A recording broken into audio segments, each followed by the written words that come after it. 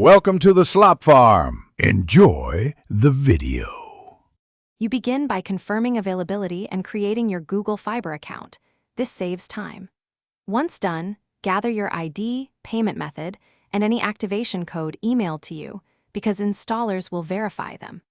Make sure to schedule the installation window that matches your availability and inform building management if access or conduit work is required. You'll also photograph the external drop location if prompted. This helps technicians plan. After scheduling, double-check contact info so the crew can reach you. When the crew arrives, show the fiber drop entry and the preferred ONT or network box placement so they route cable efficiently.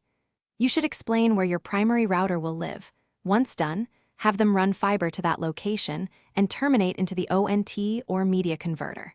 Make sure power is available and grounded at the installation point, and ask for conduit patching or wall plate installation to keep the run neat. Also, request an indoor signal test before they leave. You finish by connecting your router to the ONT with a quality Ethernet cable and configuring Wi-Fi SSID and password. Choose WPA2/WPA3 and a strong passphrase. Once configured, run a wired and wireless speed test and register the device in the Google Fiber app so service and billing link correctly. Make sure firmware updates complete. If you encounter problems, reboot the ONT and router. Recheck fiber connections for break or bend, and Thanks for watching. Consider subscribing if we helped you today.